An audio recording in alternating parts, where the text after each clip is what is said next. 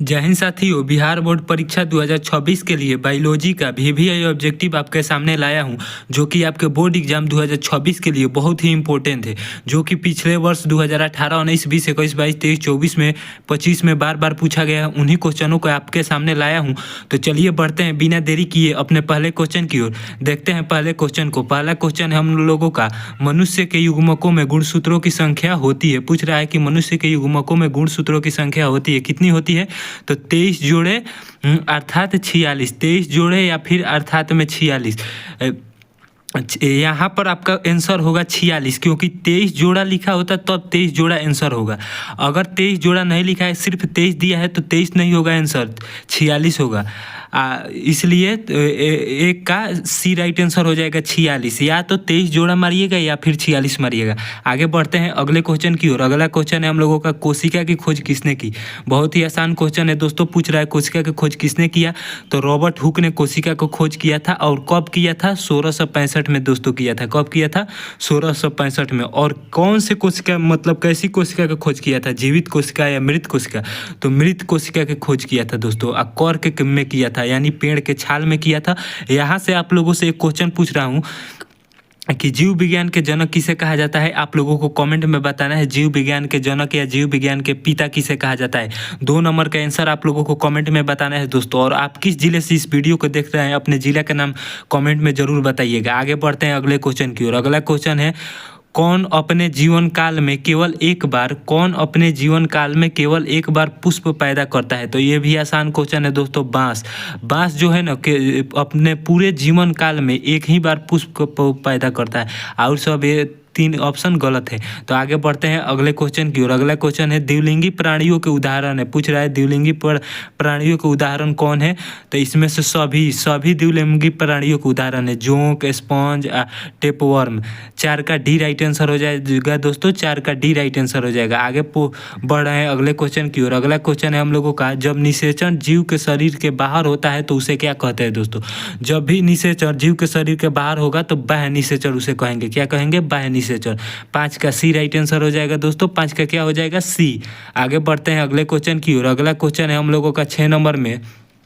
पूछ रहा है कि ईस्ट में प्रजनन किसके माध्यम से होता है? पूछ रहा है ईस्ट में प्रजनन किसके माध्यम से होता है दोस्तों? तो मुकुलन के माध्यम से होता है। किसके माध्यम से होता है? मुकुलन के माध्यम के। 6 का ए राइट आंसर हो जाएगा दोस्तों। आगे बढ़ते हैं अगले क्वेश्चन की ओर। अगला क्वेश्चन है, केंचुआ प्राणी है। पूछ रहा है कि केंचुआ प्राणी है मतलब कैसा प्राणी है? एक लिंगी है, द्विलिंगी या अलिंगी या नपुंसक है? तो इसका राइट आंसर हो जाएगा दोस्तों द्विलिंगी प्राणी है। कैसा प्राणी है दोस्तों? द्विलिंगी।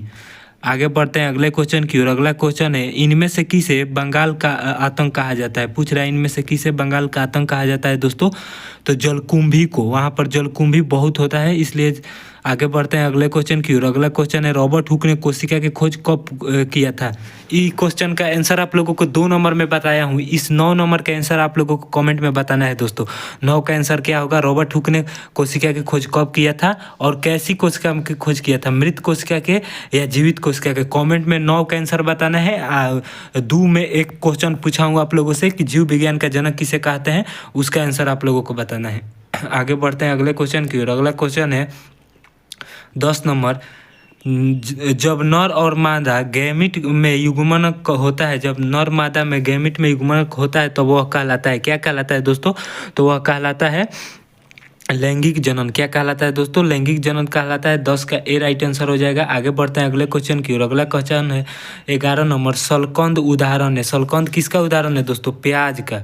सलकंद का उदाहरण क्या है? प्याज। क्या है दोस्तों? प्याज। 11 का बी राइट आंसर हो जाएगा दोस्तों, 11 का बी राइट आंसर हो जाएगा। आगे बढ़ते हैं अगले क्वेश्चन की ओर। अगला क्वेश्चन है हम लोगों का 12 नंबर, स्तनधारियों में निषेचन कहाँ होता है? पूछ रहा है कि स्तनधारियों में निषेचन कहाँ पर होता है? तो बहुत ही आसान क्वेश्चन है दोस्तों, फिलोपियन नली में होता है। क्या होता है? फिलोपियन नली में। 12 का बी राइट आंसर हो जाएगा दोस्तों, 12 का बी राइट आंसर हो जाएगा। आगे बढ़ते हैं अगले क्वेश्चन की ओर। अगला क्वेश्चन है हम लोगों का 13 नंबर में।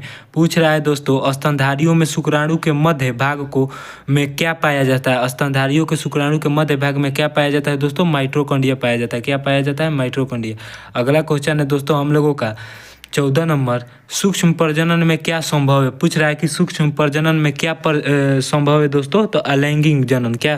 तो सूक्ष्म प्रजनन में अलैंगिक जनन संभव है दोस्तों। बी राइट आंसर हो जाएगा दोस्तों, 14 का बी राइट आंसर हो जाएगा। आगे बढ़ते हैं अगले क्वेश्चन की ओर। अगला क्वेश्चन है निम्न में से कौन उभयलिंगी है? निम्न में से कौन उभयलिंगी है? तो इनमें से केचुआ जो है ना दोस्तों उभयलिंगी है। केचुआ उभयलिंगी है। बी राइट आंसर हो जाएगा 15 का। आप किस जिले से वीडियो को देख रहे हैं कमेंट में जरूर अपने जिला का नाम बताइएगा दोस्तों। अगला क्वेश्चन है काजू निम्नलिखित में से कैसा फल है? काजू, तो काजू नट फल है दोस्तों। कैसा फल है? नट फल। कैसा फल है? नट। बी राइट आंसर हो जाएगा। 16 का भी बी राइट आंसर हो जाएगा दोस्तों। आगे बढ़ते हैं अगले क्वेश्चन की ओर। अगला क्वेश्चन है भूमि फलनी फलनी फल है कौन है? पूछ रहा है भूमि फलनी फल कौन है? तो मूंगफली भूमि फलनी फल है दोस्तों, मूंगफली। ए राइट आंसर हो जाएगा 17 का। अगला क्वेश्चन है दोस्तों हम लोगों का 18 नंबर में पूछ रहा है कि परागकण मुख्यतः है। परागकण नर युग्मक है। क्या है? नर युग्मक है। बी राइट आंसर हो जाएगा दोस्तों। 18 का बी राइट आंसर हो जाएगा। अगला क्वेश्चन है हम लोगों का मेंडल ने कितने नियमों का अध्ययन किया था? पूछ रहा है मेंडल ने कितने नियमों का अध्ययन किया था दोस्तों? तो 7 नियमों का दोस्तों। अब यहाँ पर आप लोगों से एक क्वेश्चन पूछ रहा हूँ कि मेंडल ने जब अपना प्रयोग किया तो किसका पौधे का उपयोग किया? किस पौधे का उपयोग किया है? कमेंट में 19 का आंसर आप लोगों को बताना है। अगला क्वेश्चन है हम लोगों का दोस्तों जंतु विज्ञान के जनक कौन है? पूछ रहा है कि जंतु विज्ञान के जनक कौन है दोस्तों? तो जंतु विज्ञान के जनक अरस्तु। जंतु विज्ञान के जनक कौन है दोस्तों? आप लोगों को कमेंट में बताना है। जंतु विज्ञान के जनक कौन है आपको कमेंट में बताना है दोस्तों। यहाँ पर एक और क्वेश्चन आप लोगों से पूछ रहा हूँ कि वनस्पति विज्ञान का जनक कौन है? ये भी आपको कमेंट में बताना है दोस्तों। आगे मिलते हैं अगले वीडियो में। जय हिंद।